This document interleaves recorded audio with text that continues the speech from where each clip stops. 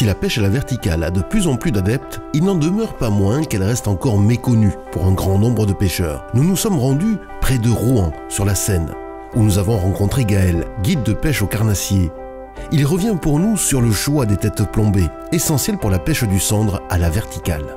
Donc la tête plombée ronde qu'on utilisait, c'est la première qui arrivait sur le marché, qu'on utilise en verticale. Sa spécificité, c'est qu'on va pêcher avec sans avoir trop d'influence sur le leurre. Celle qui arrivait en premier dès l'avènement de la verticale, ça a été la tête sabot, donc elle a la spécificité de tenir le leurre décollé du fond. Elle est intéressante quand les poissons ramassent sur le fond et quand on veut lui donner une petite nage chaloupée au moment où on laisse redescendre. Une des têtes plombées les plus utilisées, je pense maintenant, c'est la tête football.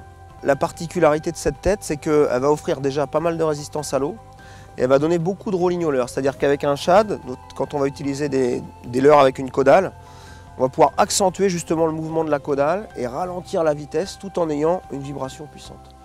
L'intérêt aussi, c'est qu'une fois qu'elle sera posée sur le fond, elle ne va pas basculer du fait de son profil. Mais là, par contre, sur le fond, on aura un posé de leurre horizontal, contrairement au plomb sabot, où on avait un leurre qui était légèrement décollé.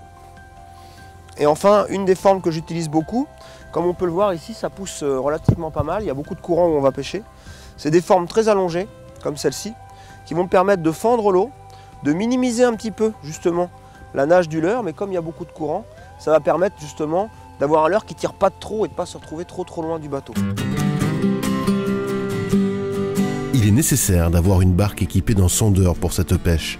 En effet, tout l'art de la verticale consiste à faire passer le leurre à quelques centimètres du fond en respectant le relief. Aucune animation n'est nécessaire, le déplacement de la barque permet à lui seul une bonne nage de son leurre. De temps en temps, on laissera poser le plomb pour apprécier au plus juste les aspérités du fond. Le montage du bas de ligne reste classique, avec ou sans agrafe. Personnellement, je préfère pas en mettre pour plusieurs raisons. La première, c'est que les agrafes, là en vertical, on change souvent de leurre, donc on va souvent l'ouvrir, la refermer, l'ouvrir, la refermer. Et au bout d'un moment, elle devient plus fragile. Et l'autre raison, c'est que j'aime bien refaire la partie terminale de mon bas de ligne. Ça me force à refaire les nœuds, à avoir des nœuds correctement faits tout le temps. Et comme ça évite justement d'avoir une agrafe et puis la partie de pêche suivante, de remettre directement à l'heure sans tenir compte de ce qui s'est passé la journée précédente. Puis de perdre un beau poisson parce qu'on va casser juste en bas parce que ça avait frotté ou parce qu'on l'avait pincé, on s'en souvenait pas, des choses de ce genre-là. Même avec un bon équipement, quand on ne connaît pas le lieu de pêche, chercher le sandre répond bien sûr à quelques règles. Ce qu'il faut chercher en règle générale, c'est des structures, alors après qu'elles soient minérales ou complètement artificielles, c'est pas gênant. Tout ce qui est les cassants, les éboulis de roches, tout ce qui peut abriter ou offrir de l'ombre aux poissons et une grosse variation de niveau, ça va être des postes clés. Et donc pour faire simple, les cendres, les premières fois, si on ne connaît pas un endroit, le plus simple, c'est tout le temps d'aller là où c'est pas comme ailleurs. Ça c'est pas de moi, ça date de longtemps, mais là où c'est pas comme ailleurs, c'est-à-dire que si c'est un lac où il y a une seule falaise, on va commencer par la falaise, et si c'est un lac où justement il n'y a que des falaises et une seule plage, on commencera par la plage. Parce qu'on est sûr de trouver des poissons facilement. Et donc on en revient en fleuve, c'est exactement pareil. C'est-à-dire qu'en fleuve, on va chercher ce qui casse la monotonie, donc ça peut être un grand méandre au bout d'une ligne droite. Le fond va forcément creuser un peu plus sur l'extérieur. Ça peut être une pile de pont justement qui va accélérer le courant en été quand il n'y en aura pas beaucoup, ou le ralentir. L'hiver, ils seront un peu plus loin, mais ils vont être dans l'amorti derrière.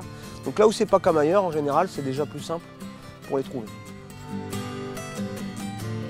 En respectant tous ces conseils, que ce soit en lac ou en rivière, la pêche à la verticale vous offrira vraiment de belles sensations. Une technique toute en finesse. Frédéric Jullian, bonjour. Merci de nous avoir rejoints.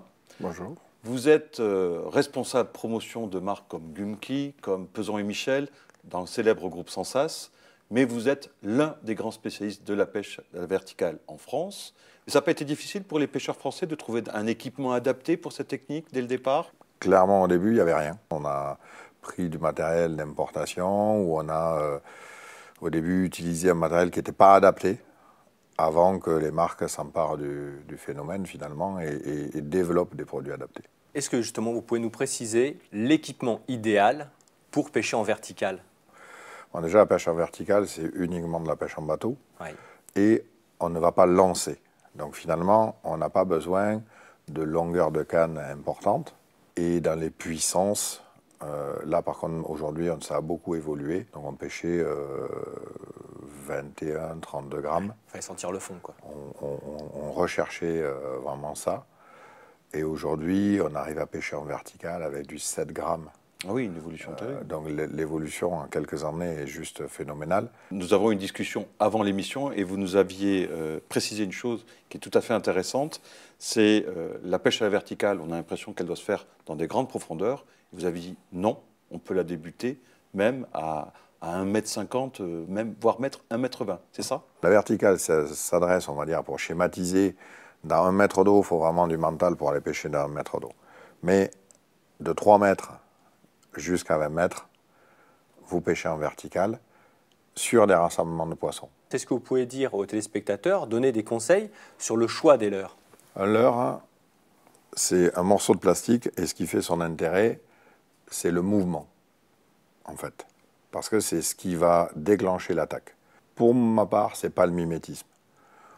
Quand on regarde ça, on peut dire qu'on y a mis de beaux yeux, etc. Mais c'est un morceau de plastique. Donc ce qui fait son intérêt pour le poisson, c'est que ça bouge et que vous avez éveillé la curiosité. Comme il n'a pas de main, la seule chose qu'il va pouvoir faire, c'est venir lui goûter. Et encore une fois, on lui donne une opportunité facile. Donc la verticale, on va bien comprendre, on est au-dessus du poisson. Le leurre, le pêcheur est à l'aplomb du leurre et on va balader son leurre le plus près possible du fond. Ce qui veut dire qu'il faut quand même pratiquer dans des endroits où le fond est assez stable. Si on passe en permanence de 2 mètres à 4 mètres, on est tout le temps en train de relâcher du fil et de reprendre du fil. Je pense que c'est la raison principale d'ailleurs pour laquelle la verticale a éclos aussi rapidement en Hollande. Ouais.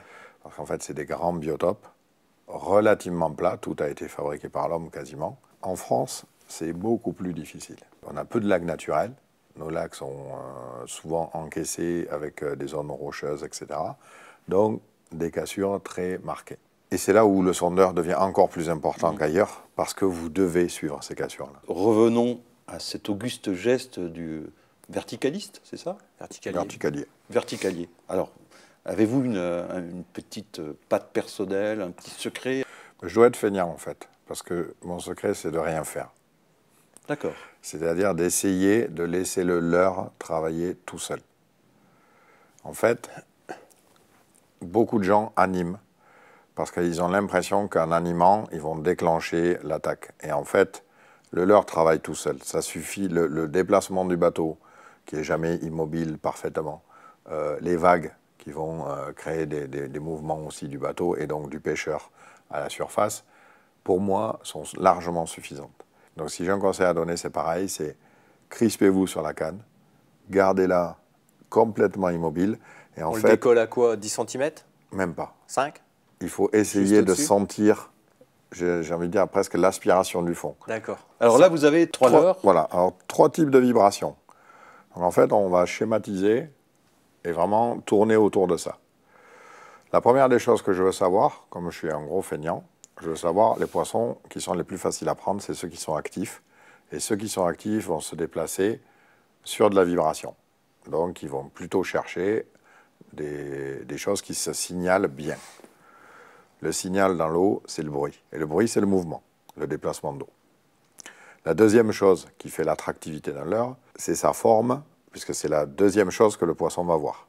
C'est la forme et le mouvement. La forme générale, le mouvement. Et quand il va s'en approcher, éventuellement, la couleur et l'odeur.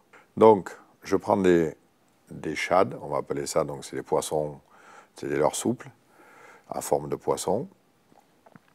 Et je vais choisir des caudales assez larges. Voilà. Donc quand vous regardez un leurre, vous comprenez bien que là, quand vous le mettez comme ça, ici j'ai une caudale fine qui a peu de déplacement d'eau, elle va beaucoup bouger, elle va avoir une grosse amplitude. Ici j'ai moins d'amplitude, on voit que le leurre se tient bien sur lui-même. Et j'ai beaucoup de masse. Donc cette masse, c'est un peu comme un battoir. Ouais. Quand elle va se mettre en mouvement, elle va vraiment brasser beaucoup d'eau. Et on comprend bien ici, avec celui-ci, qui est beaucoup plus fin et beaucoup plus long, et un battoir beaucoup plus réduit, qu'on va avoir encore moins de vibrations. Donc, dans ma pêche, je vais décliner tout ça et je vais commencer de façon un peu mathématique. Donc votre conseil, c'est de démarrer avec du lourd qui s'entend bien et ensuite de décliner pour voir si on ne peut pas séduire les poissons qui sont un petit peu plus timides ce jour-là. En vertical, comme en pêche au leurre dur, comme toutes les pêches, on commence agressif et presque pêcher rapide et essayer de pêcher un peu grossièrement. Ouais. Voilà, du bruit, du lourd, rapide, on cherche le poisson facile qui va nous donner une indication sur le type de poste qu'il occupe ce jour-là. Frédéric Julian, merci d'avoir été si précis, d'avoir été si prodigue en conseils et astuces. Vraiment, on n'a que l'envie d'aller pêcher à la verticale maintenant grâce à tous vos bons conseils. Je vous remercie de nous avoir rejoints.